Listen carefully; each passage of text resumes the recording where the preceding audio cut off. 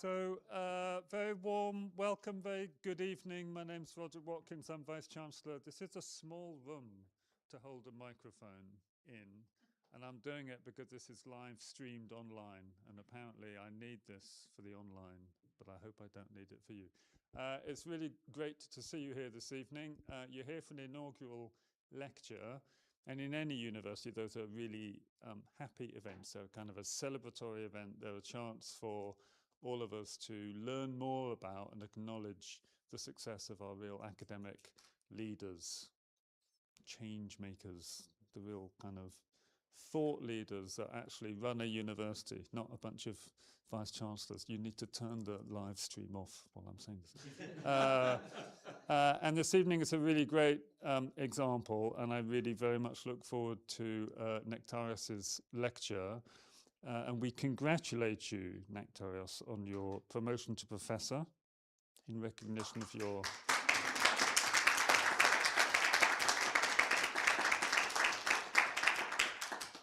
your excellent work. And I really look forward to learning more about marketing. And I was confessing to you and to Mohammed just a few minutes ago, I don't really understand anything about marketing. And when we pay money to people to do marketing, I don't know who to ask to judge its success other than the person you've just paid the marketing money to. And we're always told it's successful. So I'm really looking forward to learning something this evening. So thank you for joining us. There is a reception after. I'm about to pass to Mohammed, and Professor Mohammed Ali, Vice Chancellor and Dean of the Faculty, will now properly introduce this evening's speaker. Mohammed. Thank you, Roderick. So, as many of you know, I've got this bullet point in my job description that I get to introduce really important people in these inaugural lectures. And I always show them the sort of their LinkedIn profile and CV and say, well, this is how you like to be introduced? And every time people say, no. So I have to think of something. So I was thinking about our discussions and how can I introduce Nektarios, and I thought, well, maybe once we talked about Greek mythology, where our heroes go out in the sea, face storms and fight monsters, and bring back a treasure chest full of gold coins. Well, that's what Professor Nektarios does, isn't it? Goes out into the sea of, looking into research funding bodies and editors of journals and reviewing reviewers as monsters, isn't it? No one likes reviewers, right? And then bring back to FBL and ARU a treasure chest of funding and research papers and a lot of wisdom. So here we are. Professor Nektarios' research focuses on a very practical but perhaps a stubborn question about what happens to relationships when contracts end, when markets fail, when people move, and the focus is purely on account management and customer value, right? And Professor Nektarios does it with such rigor as an ancient logician, right? Remembering all the words. Professor Nektarios joined us about 12 years ago as a senior lecturer. And I think he's lived up to the phrase onwards and upwards, right? And now he is a full professor, as Roderick have just said, deputy director of Center of Smart Supply Chain. But most importantly, Nektarios won the prestigious Vice Chancellor's Award 2 years back on PhD supervision. I've got a list of about 17, 18 PhD supervisions already complete, so that's really important. So colleagues, tonight I think it's a really rare combination. We have got mythology in the framing. We will have more empirical in its evidence as I invite Professor Nektarios, and I promised you, and I'll try, Nektarios Tzempelikos for his inaugural lecture. Colleagues, please, your hands to welcome.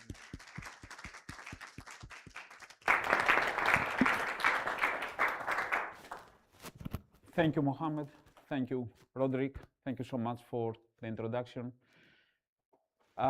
Is everything okay? I would like to thank you all, each and every one of you, for making time to come today. It is a very busy period, I know, and I really appreciate the fact that you are here. I feel quite uncomfortable to speak of myself. I don't know if I have what we call the stage fright or something like that, but I would just like to say a few things about who I am, just to know my profile in brief. And then I would just like to share some findings of my emerging, ongoing project on the gap and how to bridge the gap between theory and practice in marketing research. I will try to make it as accessible as possible without many numbers or technical details. And I truly hope to make a discussion and conversation, not just a presentation of a paper. So very briefly, just my profile, very briefly. I joined ARU 13 years ago. 4th of September 2012 was my very first day at the university. In 2019, I was promoted to associate professor and now in full professor. So all my academic career is basically in ARU. My main areas of expertise is business-to-business marketing, customer value, sales management, key account management. So I am a marketing, let's say, person. A few things about my research activity. I have published, case edited, and I sit at the editorial board for the top journals in my field. I have contributed to the previous two ref assessments, and I already meet the criteria for the next one. I am author of a new international book which is in press at the moment. It will be available in January, I think. I am at the top 1.53% among the global community of scholars in my field, which I feel there are some metrics of the impact of my research. I have 17 PhD completions. At the moment, I am the Deputy Director of the Research Center for Intelligent Supply Chain. I have been school research lead in the School of Management and member of several committees in ARU. I have experience in income generation. I have been external examiner and expert advisor in several UK universities, and I have been examiner in more than 10 PhD Viva examinations. I have been awarded the ARU Vice Chancellor Award in the doctoral supervision category 2 years ago. I have been awarded the Outstanding Reviewer status from a number of journals in my field, and I have been awarded the Research Excellence Award in 2013, many years ago. I have built a network of many international collaborations. I have organized international conferences. I have been member of the Association for Key Account Management Advisory Board, and I am senior fellow of the Higher Education Academy in the UK. This is very briefly some things about my profile of who I am. I feel quite uncomfortable to speak of myself, so that's why I would just like to move to the project, that I'm just about to discuss. Let me tell you what was the motivation of this project, how to bridge the theory-practice gap in marketing research. I read an article many years ago that only 7% of the practitioners were aware of the Journal of Marketing. Journal of Marketing is by far the most important, the most prestigious journal in our field. And only 7% of managers were aware of this thing. And that was a trigger. I wanted to see what goes wrong.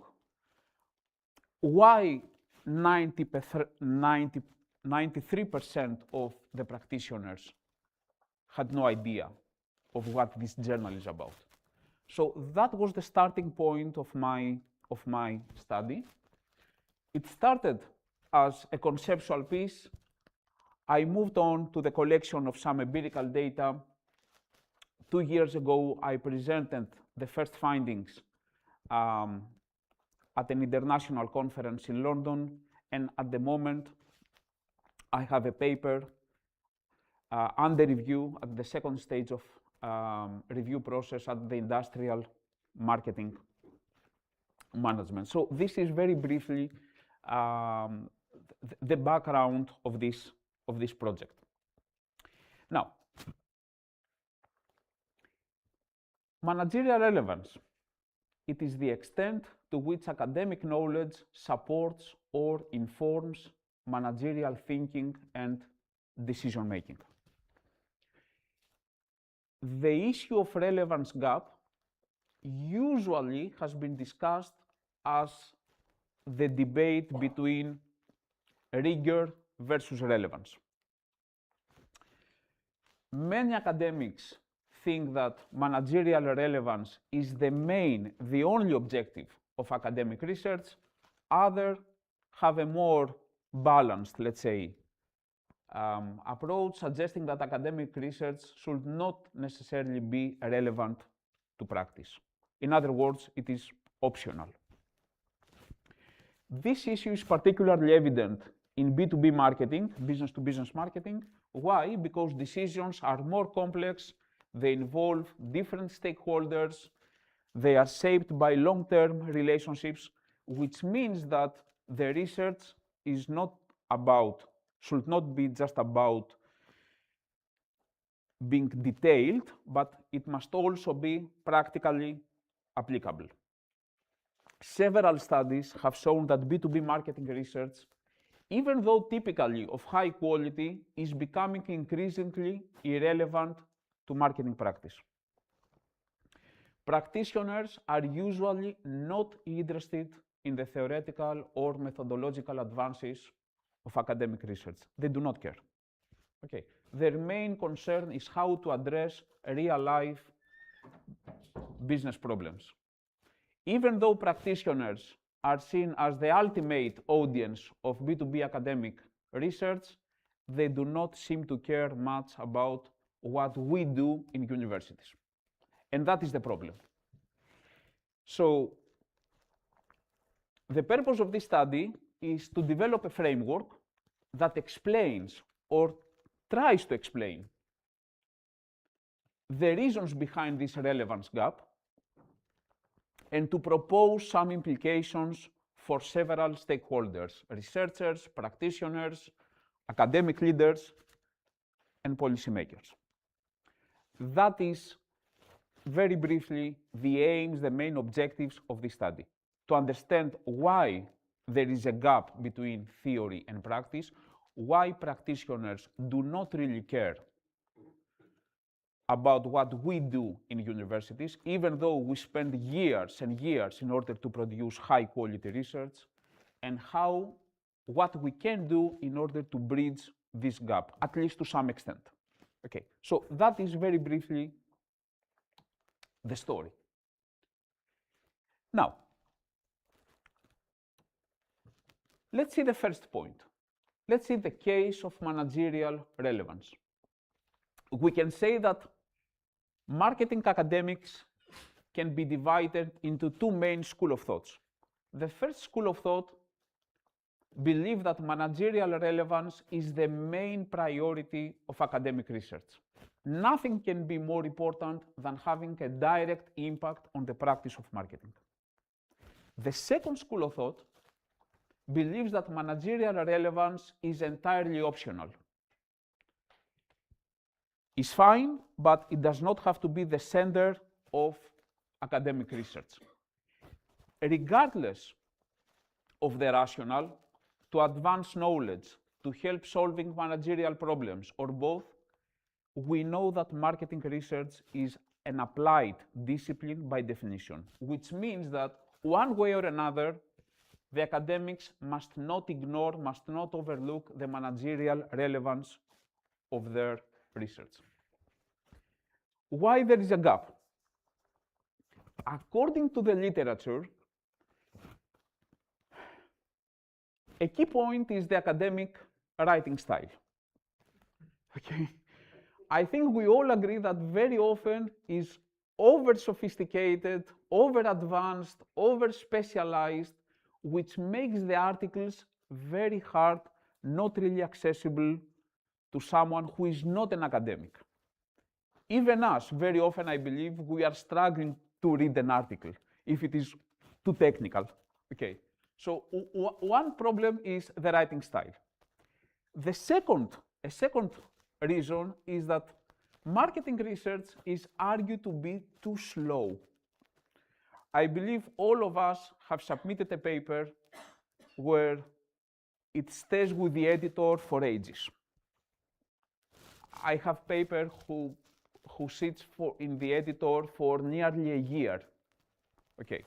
Which means that even if your topic is relevant and timely, for example,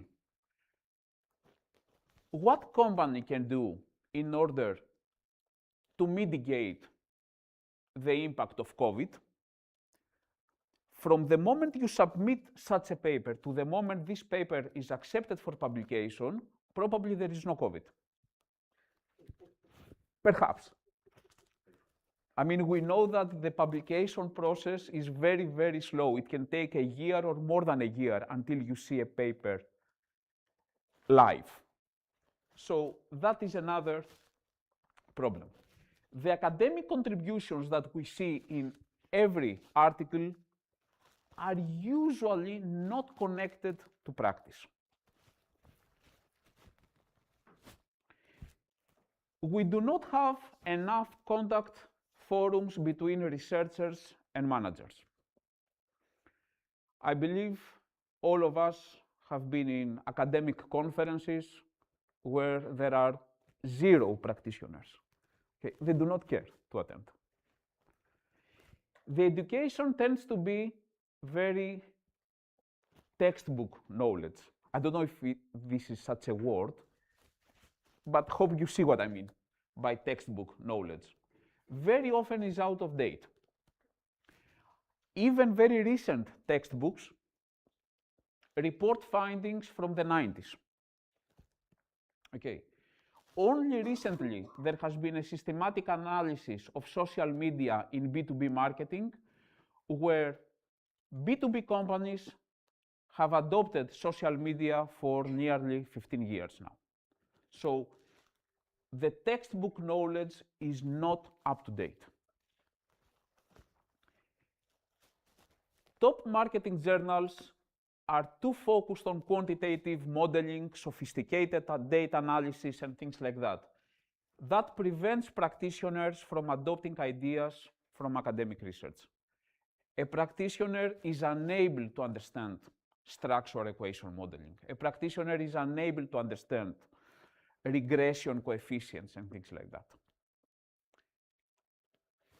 So it is our job, to some extent, to make their life easier. We must not expect from someone to be an expert on this technical stuff. How can we bridge the gap? One idea, according to the literature, is to have a change of focus. We can start from a real managerial problem, and based on this problem, to design the methodology of the study.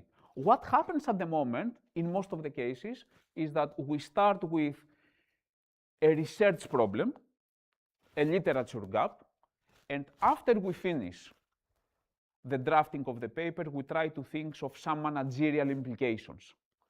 So one idea is to go the other way around. Another idea is to reconsider PhD programs into a more practice-based direction.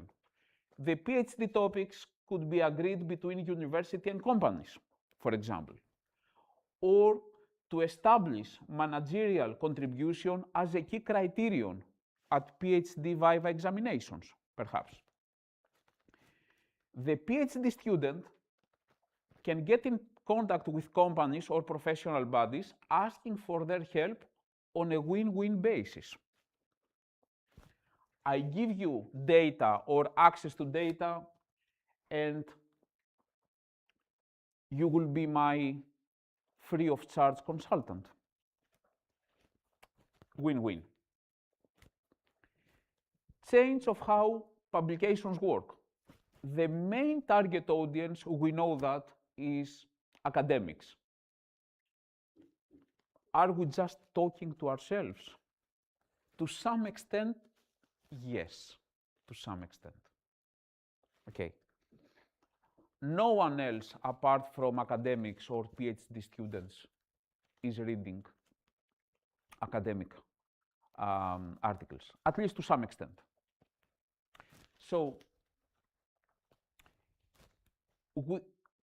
one idea is to publish papers that address practical issues, even if they do not introduce sophisticated or advanced methodologies.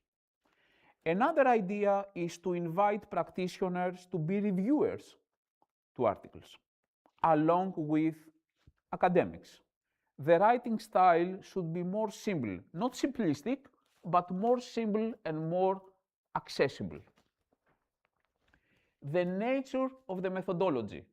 There is need for broader conceptualizations and case studies to capture the complexity of the business markets. The rigor has become almost the only criterion of accepting or rejecting a paper. That is okay. However, very often we care about how perfect is the answer to a question rather than the question itself.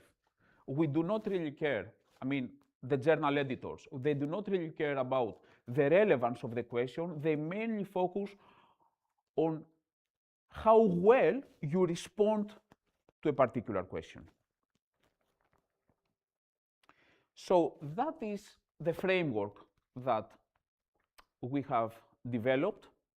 There are a number of factors: structural factors, cognitive factors, relational factors. The structural factors refer to the formal structures, to the institutional routines within both academics and practitioners operate. The promotion criteria, the criteria for accepting or rejecting a paper. For example, journal criteria often reward theoretical and methodological complexity over practical insights, leading academics to ignore, to some extent, practitioner relevance. We do have the cognitive factors. It is about the mindsets. What academics and what practitioners think that it is good research. For an academic, we have this publish or perish culture. If you don't do it, you have a problem. Okay. For a practitioner, the publish or perish means nothing. They do not care about ABS list, they do not care about impact factors, they have no idea about these things, and they do not want to know these things. So it is very likely that there is a gap in the mindset. What I think as good research, it is very different from what a practitioner thinks as good research. For example, a researcher might want to build a theory over a number of studies. However, a manager might want an insight that will help them solve a pricing challenge in the next quarter. So there is a gap. And also, we have what we call the relational factors. The actual interactions, the actual contact, the actual communication channels between the two communities. Do they interact? Do they speak the same language? So this is a summary, this is an integrated framework of the key mechanisms that drive the academic practitioner gap, barriers and mechanisms on how to address the problem. Now, I don't want to bother all of you with numbers and regression coefficients and things like that, but I would just like to go to tell you a few things about the methodology, and then we would like to go directly to the implications of the study. So I have collected some data, mainly through a survey questionnaire. The respondents were from all over the world, both academics and practitioners, 120 academics and 110 practitioners, of different categories, from senior to early career researchers and to senior executives or mid-level managers. So there is a range of participants. And I would just like to show you some of the key findings, some of the key implications, not findings. The key implications for stakeholders. A key stakeholder are the researchers. Okay. It is important to understand that publishing in academic journals is not enough to bring the attention of practitioners. Regardless of how, I don't know, regardless of the standard of the journal and how happy you are that you managed to do a 3- or 4-star publication, alone, this publication will not bring the attention of practitioners. The default condition is for managers not to get engaged with academics. That is the default condition. Not necessarily because the paper lacks value, not necessarily because they are not really interested in what you are doing, but because usually researchers focus on topics that do not capture the practical realities of business. In other words, we do things that they do not really care. That is the problem. How to bridge the gap?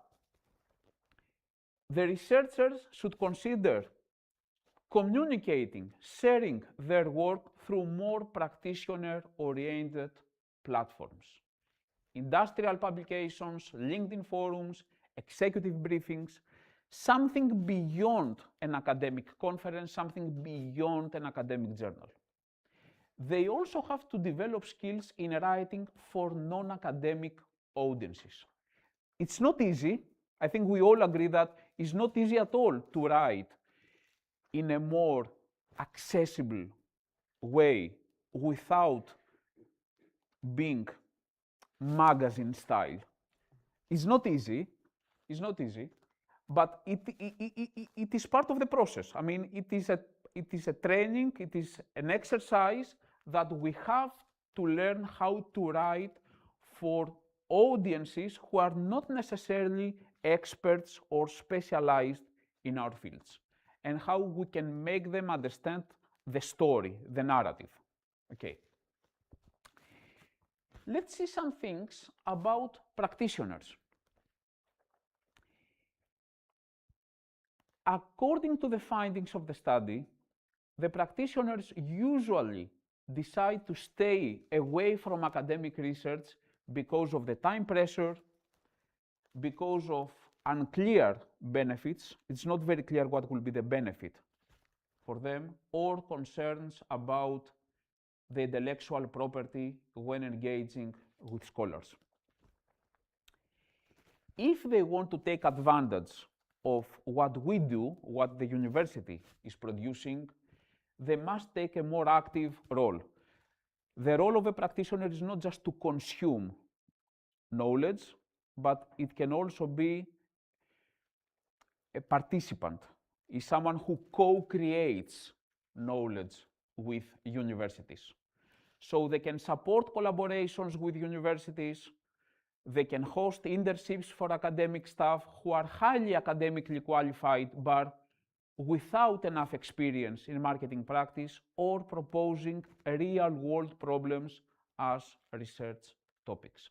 However, and this is important, the practitioners should understand that there is a diffusion process by which academic research influences practice. In other words, it can take a considerable amount of time for this process to function. When I do consulting, very often I see some companies who ask me, give me a magic solution.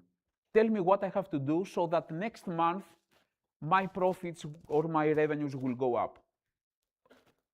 I am not a wizard.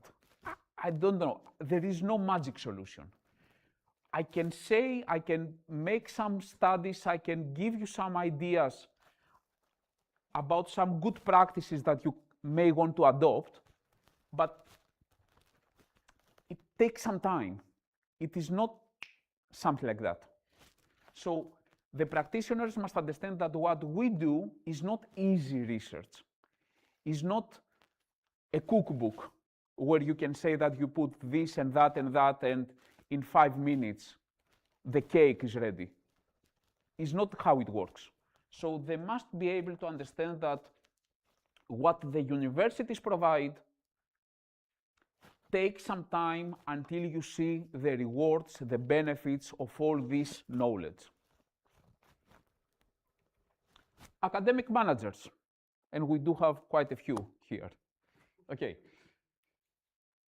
According to the findings of the research, comparing the results from both academics and practitioners, the academic managers can support faculty development initiatives that expose researchers to real business environments, sabbaticals, industrial placements, or perhaps establish a guest speaker series.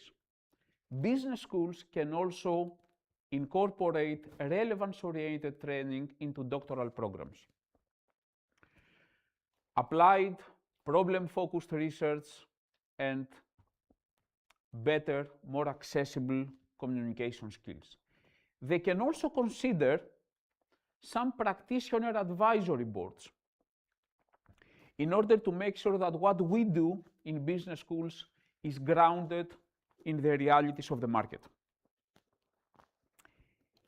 And we also have the policymakers, where even though they are not directly involved in the production or consumption of academic research, they can still help, they can still facilitate this process. They can encourage, through funding mechanism, the exchange of personnel between university and companies, industrial leaderships, visiting schemes. They can also provide small research grants, just small research grants, to encourage early stage collaborative research between academic researchers and practitioners. So we do have a number of stakeholders who can play a role, big or small, on how to bridge this particular gap. Conclusions. It is a complex issue. The topic of managerial relevance is complex. There is no easy solution, and we do not claim that we have managed to solve the problem, but hopefully this study will provide some food for thought, some roadmap on how practice and academia can work together. So the main conclusion is that this study aims to useful some insights to academics who would like to produce research of practical value, but so far are struggling to do it. So that is the outline of a study that, as I told you, it is ongoing. More studies will follow, deeper analysis will follow, but the idea is this. The idea is this, that there is a gap. What we think as important or a masterpiece to a large number of practitioners, that means nothing. They have a different impact case in their minds, okay? And we have a number of reasons why there is this gap, from the writing style to how publications work, or even how promotion criteria work in universities. And both academics and practitioners have agreed on the key reasons of this gap, but we also have ways to bridge the gap, if not to absorb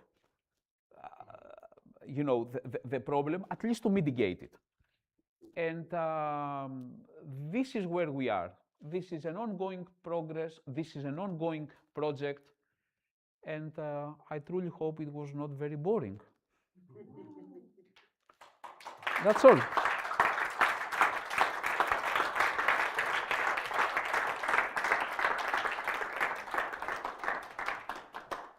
Yeah. Nektarios, thank you so much. Not at all boring.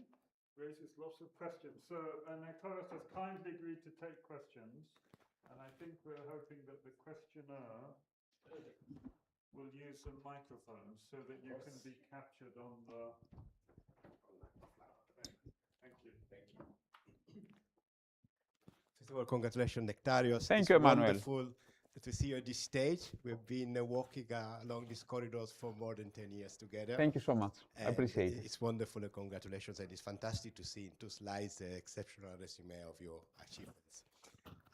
Second of all, I was very, again, not bored at all, because I found a very, very stimulating your research question.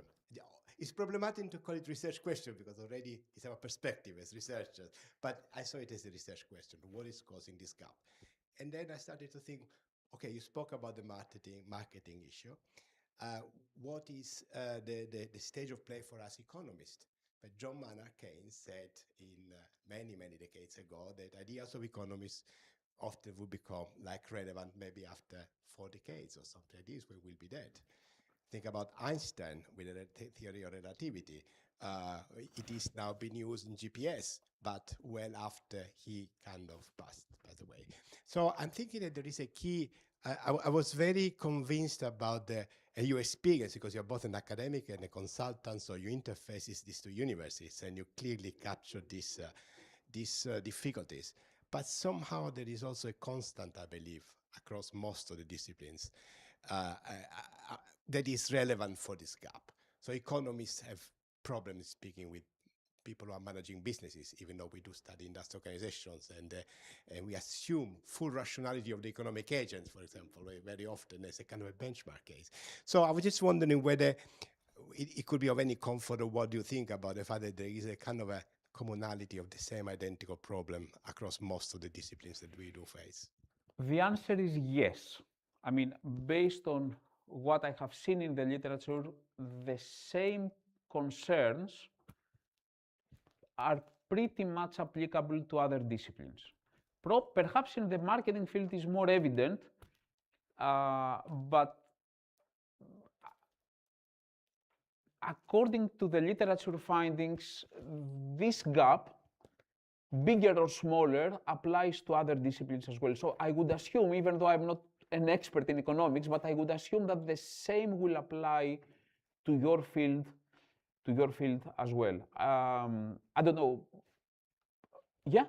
No, I have a question. Well, I have a question, but I can answer the gentleman. Knowledge transfer in economics. Yeah. Joke. Please. But actually, I came for a different reason, because I'm a marketing practitioner who's been doing what you do from the other side. Yeah. So I come from marketing, and I can address the economics after. So basically, I got frustrated because I'm a marketing practitioner, and I was marketing comms manager, then marketing director, and I noticed people just fire in the dark. So they just do something in the OP sticks. There is no method in a lot of marketing. So I got frustrated, and I found this ex-academic, and he's an IT architect, and together we authored 2 papers, targeting omnichannel and loyalty loop and social media, so B2C. But obviously the journal don't like us because we are practitioners. We don't have data. So we got the other problem. So I put it on preprints on ResearchGate. So that proves that this story is true. So I got over 1,000 views from ResearchGate. I got to like 2 citations each, and they are not peer reviewed. So, and I'm just thinking like, well, I think because we are not quantitative, that's what the feedback I got. Or you from just journals. speak a different language. But I think we took marketing theory, then we applied to business, and then we have case study from business. That's our paper. But now I moved on to knowledge transfer in economics. So I wrote another paper, which is about using social media for impact of research, because academics don't like social media. And I was researching why they don't like it. Many reasons. But for economics, there are people like me, knowledge transfer people, and my job is to match economists to policymaker or industry. So I do the translation of the research. Okay, so there is no marketing involved. You have to make a translation, which means that initially the 2 communities speak a different language. That's why we need to have a translator. Yes, but that is common in the STEM as well. It's not just in economics. Yeah, I'm sure. I'm sure about it. It's part of communication, science communication. That's where I come from. So that's my day job. And then the marketing papers are like a little hobby of mine. Yeah. Do you have an example that you can tell us about where you have had an idea, or a student has had an idea for a PhD topic that you've been able to slightly adjust the direction of to make it more applicable and more accessible to practitioners? Actually, this is what I always do in every PhD that I have the opportunity to supervise. I try to align the topic area into something more practical. I always used to say that the audience of your work is not editors, it is academics and practitioners, and you need to tell something to both of them. So, for example, I think. I don't think I have a very good example now at the top of my head, but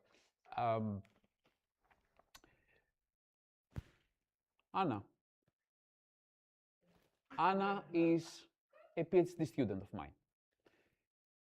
Your topic is about the beauty industry and the business models. Yeah, basically impact of digitalization to business models. Okay, so in the very beginning, the discussion that we had with Anna was that if I was a practitioner, why should I care about your work? You have to give me an answer. I'm not saying that is rubbish, I'm not saying that, but you have to give me an answer. If I was a practitioner, not your supervisor, why should I care about your work? And after we have an answer, perhaps not a perfect answer, but we need to have an answer on this question, then we move on and build the narrative. I don't know if makes sense.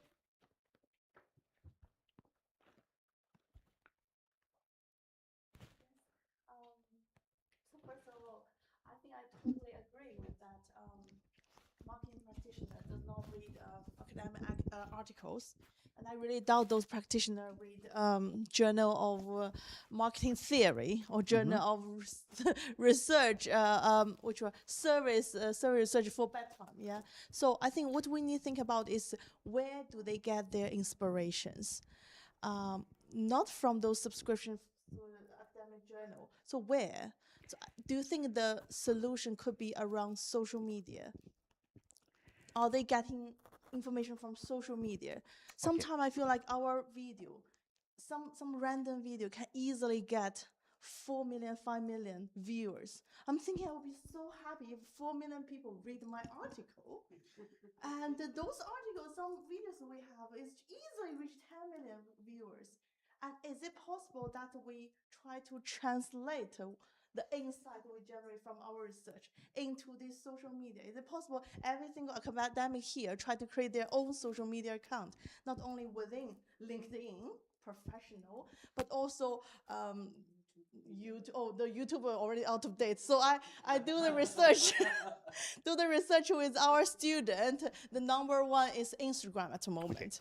The number two is TikTok. Okay, so is it possible that we kind of emphasize on that? Also, you mentioned about promotion. So can we possibly, one of the promotion criteria could be, okay, I have 20 million followers on my Instagram, Look, and that's talk about my research. look, I have to give an answer here. Yes. Okay.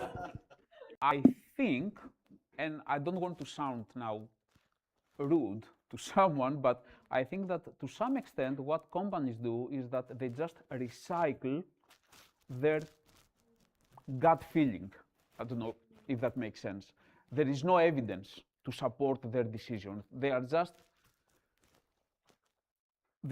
based on their feeling or experience, and they just recycle. Okay. What you said about followers and social media impact and all these things, I think there is a thin line. We want and we should be more relevant to practice, but still maintain the academic standards. Otherwise, someone will try to become a celebrity rather than an academic. We don't really care about followers, we care about citations. So I'm not saying that, and this is what the literature also says, that it's not about, we want to make it more accessible to people that are not really familiar with statistics and things like that, but at the same time, we must maintain the standards. Otherwise, we will be authors of a cookbook where we say in a cookbook that you have to add this and that and that and that and that, and end of story. But this is not what we do. We go deeper. We analyze things. It's not just about a cookbook. So I don't think that even if someone manages to translate everything into a Hollywood type of story, I don't think it is a case of producing managerially relevant academic research, because probably it's no longer academic research, probably. It is accessible, it is fun, it is attractive, but not necessarily of academic standards. What we discuss here is how can you bring a balance between the two schools of thoughts, not ignoring the one over the other. I don't know if that makes sense. Yes, it makes sense, but I feel like a future probably the boundary will be blurred. And also I feel like through social media, you mentioned about assess a real life example case study. I saw a lot of experts, they do like live streaming, and they really have high quality conversation with anyone online. And it's very easy way to get so many problems, real life problems, efficiently get those problems. And that make you as expert thinking and involve your theory as well. So I think I'm quite support. Okay, so we agree that the challenge is how to keep a balance between academic standards and doing something that can have an impact on a lot of people's lives. I agree, but there has to be a balance, not black or white. This is my view, and this is what also most academics agree that yes, we can and we should be more accessible, more open. We should aim to target a large number of people, not necessarily the ones who read academic articles, but at the same time, we must not forget that the main thing, the main objective of an academic is to maintain high quality academic standards. I wonder if there's a role for like a third party. So if we think about the research AIU colleagues do in policing or healthcare, then there's a third party, which is normally a policy maker, which requires the practitioners to work with the researchers in order to improve the outcomes. So there's a public good driver. Yeah. And you have police talk about evidence-based policing, which is like, you kind of thought it was always evidence-based, but no, actually, some of it is now. So is there no third party? So is it shareholders, for example? I mean, marketers work for somebody, right? Yeah. They work for somebody.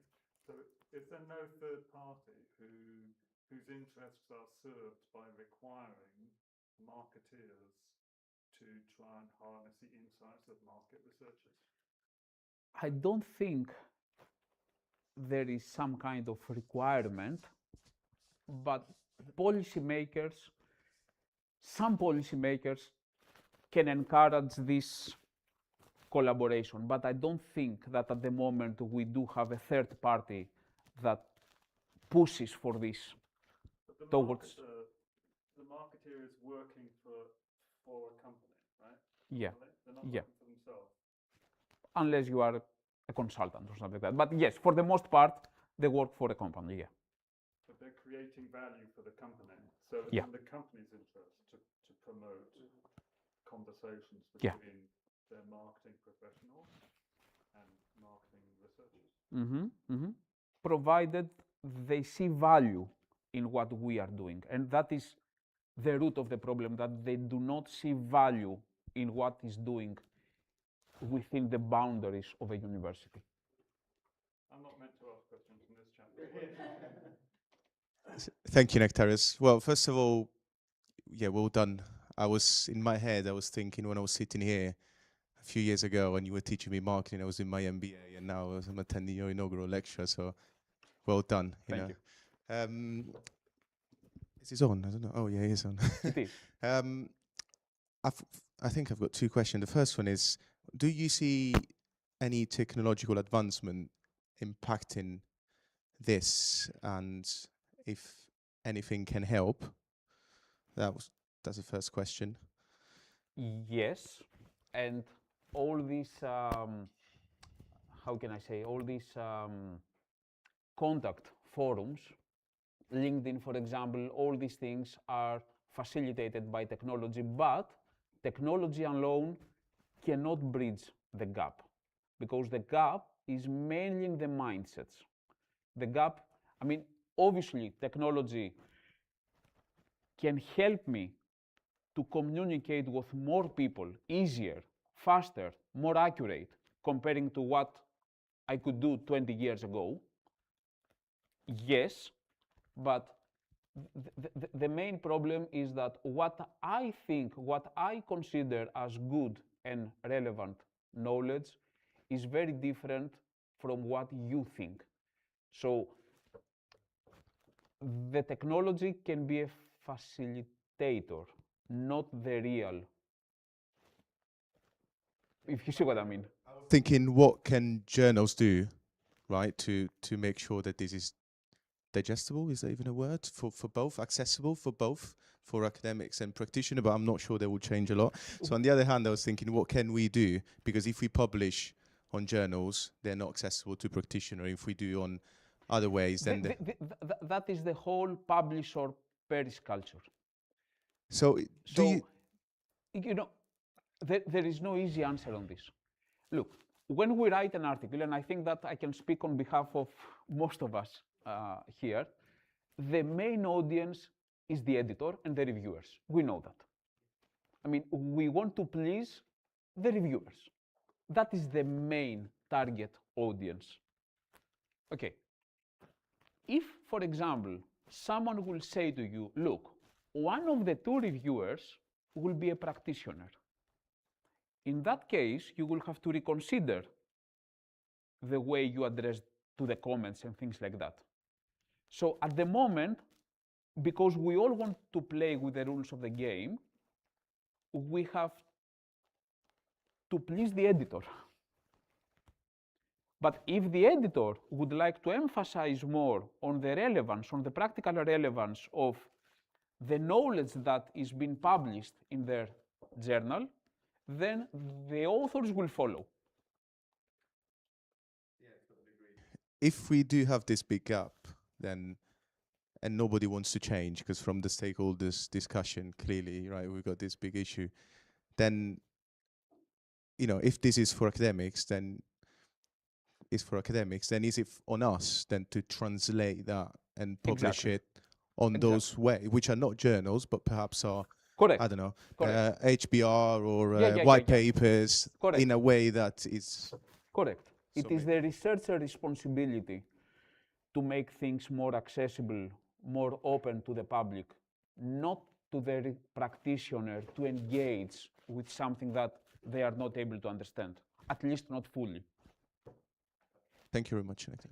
Thank you. Is there one last question? Emmanuel? If anybody is new, well, Hello, Nektarios, and congratulations. He's Thank my you. mentor, so I have the honor to ask the last question. So what is your advice to us who are actually teaching the next generation of these marketing managers? How would you advise us to disseminate our research results in the classroom in order to make them utilize them in their practice and also engage more with these academic journals? To try to keep a balance. To try to keep a balance. I mean, it's not enough to say to a future practitioner, you have to do X, Y, Z things, if you do not explain to them why this works. And why this works is the academic knowledge. It is the support. So my answer is that what we can and what we should do as researchers, as academics, as business schools, is to try to keep a balance between the academic standards. First and foremost, we are academics, and how practical and how applied the knowledge can be. So if I had in front of me a future practitioner, I would say that before you go left or right, make sure that you use some evidence,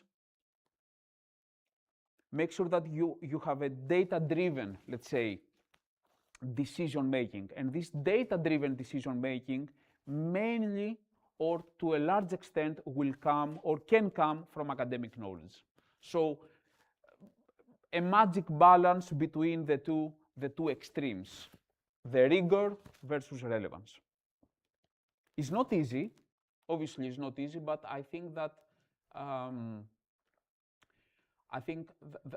that is the way to produce things that can actually has an impact. Okay, not easy research, and at the same time, not over-sophisticated things that only experts in a field can understand. Nektarios, thank you so much. I'm going to call a close Yeah. to the questions. I'm sorry. Thank you very much. Thank you. I'm going to invite Mohammed to thank you on behalf of the faculty. So you have to listen to this. Thanks before you can relax. Okay. So you know, Nektarios, universities like ARU and many other post-92 universities, we want to move away from being an ivory tower to a place where interaction between societies and businesses and academics take place seamlessly. And it looked like you are leading the way with your research on that. So on that note, can I thank you very, very much, Nektarios? Thank you. As for I the told you, wonderful it lecture. is just some food for thought. It's I don't have the answers to all the questions, and the study is still ongoing, but I truly hope it is some useful food for thought for all of us, including and first and foremost myself, because this is an exercise for me. I'm not there yet, but this is what I'm trying to do. Sure. Thank you much. And I've got Thank this you. something small to give you for this wonderful lecture today. You are very kind. Thank you so much. Thank you so much.